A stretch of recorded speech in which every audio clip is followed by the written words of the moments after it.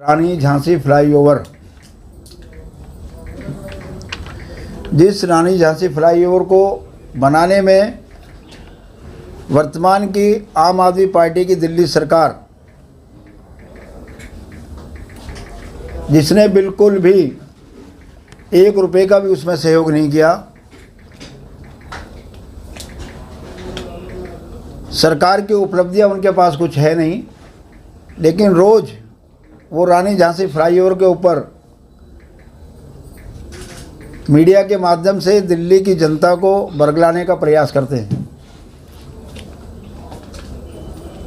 पीछे कई बार हमने आम आदमी पार्टी की प्रेस वार्ता सुनी है, जब वो अपने किसी फ्लाईओवर या प्रोजेक्ट के बारे में बताते हैं तो ये बताते हैं कि ये प्रोजेक्ट इतने में पूरा होना था और इतने में पूरा हुआ, हमने इतना पैसा बचा दिया। तो मुझे लगता है कि आम आदमी पार्टी को भी हमारी पीठ थपथपानी चाहिए।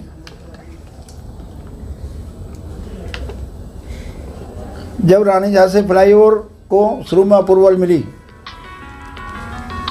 तो उस समय ये फ्लाईओवर लगभग 177.72 करोड़ की लागत से पूरा होना था, जिसमें उसकी सारी कंस्ट्रक्शन कॉस्टिंग, जितनी वहाँ भूमि अधिग्रहण की जा रही है उसका खर्चा, और रेलवे और दिल्ली सरकार की जो कार्य करने थे उसका खर्चा भी उसमें शामिल था। लेकिन रानी झांसी फ्लाईओवर को पूरा करने में जो सबसे बड़ी रुकावट थी वो सिर्फ और सिर्फ दिल्ली सरकार थी। दिल्ली सरकार जिसके अंतर्गत आने वाला पीडब्ल्यूडी का रोड, जल बोर्ड के पानी की लाइन, सीवर की लाइन, एनडीपीएल बीएसएस की बिजली की तारें, डीटीसी का बस स्टैंड और अन्य कई चीज़ें जो उसमें रास्ते में थी, जिनको समय पे कार्य करके दिल्ली सरकार को देना था, लेकिन दिल्ली सरकार की नीयत में खोट होने के कारण उस समय की शीला दीक्षित सरकार और उसके बाद में 2013 से 17 तक जब ये पूरा हुआ, वर्तमान की अरविंद केजरीवाल सरकार, उन्होंने रत्ती भर भी सहयोग नहीं किया। आज़ाद मार्केट चौक, जो कि दिल्ली का सबसे पुराना चौक है, जहाँ फ्लाईओवर आज से 30 साल पहले, 40 साल पहले बन जाना चाहिए था, लेकिन पहले कांग्रेस की अनदेखी और उसके बाद आम आदमी पार्टी की केजरीवाल सरकार की अनदेखी के कारण वो सांसें ले करके आगे बढ़ रहा था।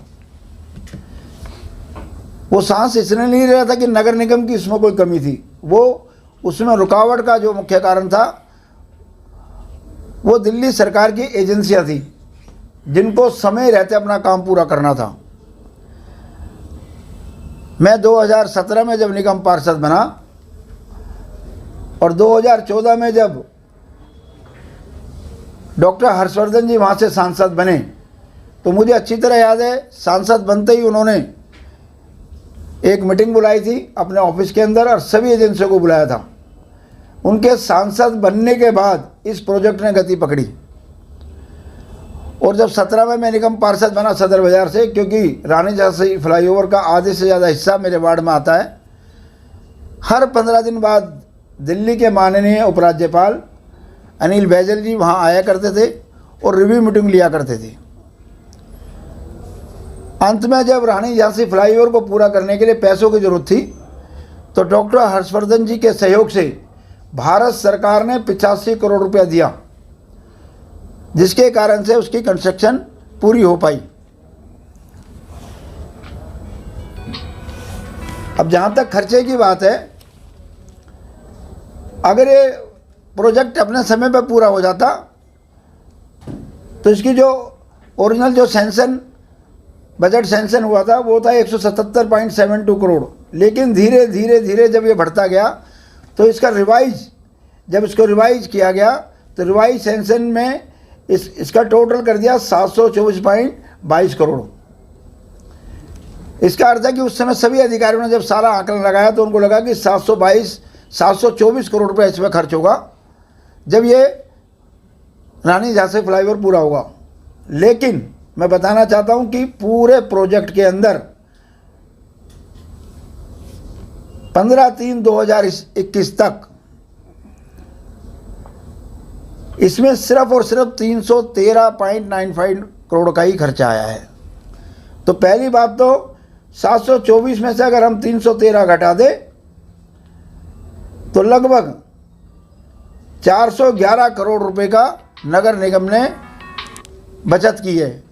ये आम आदमी पार्टी की भाषा है जो वो कहते हैं कि हमने इतने पैसा बचा लिया। तो नगर निगम ने 724 करोड़ में पूरा होने वाले प्रोजेक्ट को 313 करोड़ में पूरा किया। इसका मतलब 411 करोड़ रुपया हमने दिल्ली की जनता का बचाया। इसके लिए नगर निगम की भूरी भूरी प्रशंसा होनी चाहिए। जहाँ तक इसके निर्माण कार्य की बात है तो इसके निर्माण कार्य के अंदर ओरिजिनल जब शुरू में इसको सैंक्शन करना था तो इसके 77 करोड़ रुपए इसमें इसका बजट था कि 77 करोड़ में ये पूरा फ्लाईओवर बन जाएगा। रिवाइज जब हुआ तो 93 करोड़ का आकलन लगाया गया, लेकिन आखिरी में जब ये पूरा हुआ तो इसकी कंस्ट्रक्शन, इसके carriageway, footpath, centre work, drainage, widening और रोड के अगल बगल में जितने भी काम हुए उसमें 112.95 करोड़ का खर्च आया।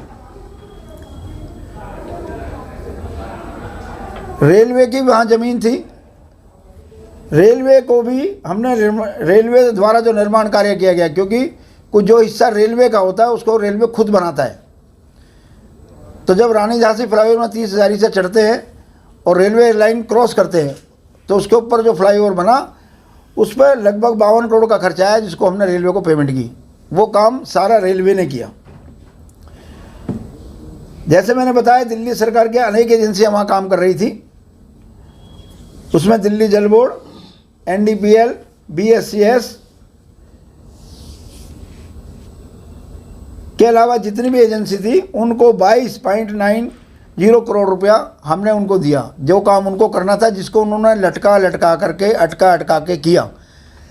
क्योंकि जब आज़ाद मार्केट चौक की सीवर लाइन, पानी की लाइन, बिजली की तारें वो हटेंगे ही नहीं तो पिलर किस पे खड़ा होगा, और पिलर नहीं खड़ा होगा तो फ्लाईओवर रुकेगा किसके ऊपर।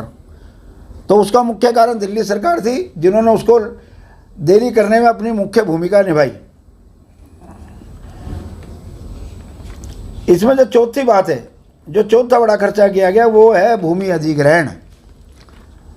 तो एक तो भूमि अधिग्रहण करने का अधिकार नगर निगम के पास नहीं है। अगर कोई भी प्रोजेक्ट कहीं भी बनता है, तैयार होता है, तो उसको अधिग्रहण करने का अधिकार सिर्फ और सिर्फ दिल्ली सरकार को है। दिल्ली सरकार ही किसको कितना मुआवजा देना है, किस रूप में देना है, वो तय करती है। तो भूमि अधिग्रहण के ऊपर हमने किस किस को कितना पैसा दिया वो भी मैं आपको डिटेल वाइज आंकड़ों के रूप में बता रहा हूँ। LAC दिल्ली सरकार द्वारा 79.84 करोड़, उच्च अदालतों में जो पैसा जमा किया, जो लोग कोर्ट में गए तो हमने कोर्ट में जो पैसा जमा किया वो था 4.11 करोड़। रेलवे की संपत्तियों के लिए 28.93 करोड़, संपदा विभाग भारत सरकार 29 लाख रुपए, सेंट स्टीफन के STP ETP के लिए भूमि अस्पताल द्वारा बिना किसी, सेंट स्टीफन ने जो अपनी भूमि दी थी वो बिना किसी पैसे के दी थी, लेकिन जहाँ उनका ST पर ETP जो उनका हुआ उसके लिए 1.03 करोड़ रुपये हमने दिया, जिसका टोटल 313.94 करोड़ बनता है। तो मैं दिल्ली सरकार के माननीय सभी प्रवक्ता जो कि रोज़ दिल्ली की जनता को गुमराह करते हैं, रोज़ उनको बहकाने का काम करते हैं, और दिल्ली सरकार के पास ये सारे आंकड़े हैं पहले से ही, वो रोज़ 724 करोड़ की गाथा गाते हैं, जब उनके पास 724 करोड़ का खर्चा ही नहीं हुआ, सारी गाथा उनके पास है, भूमि अधिग्रहण के अधिकार उनके पास है, किसको पैसा दिया गया उनके द्वारा दिया गया। उनको लगता है किसी को गलत पैसा दिया गया तो आपका विभाग है, आप उसकी जांच कराइए। अगर किसी ने कोई गलत पैसे लेके गए तो उससे पैसे वापस दिलाने में नगर निगम की मदद कीजिए। अगर आपकी मंशा ठीक है तो आपको इसके अंदर आगे बढ़ के काम करना चाहिए।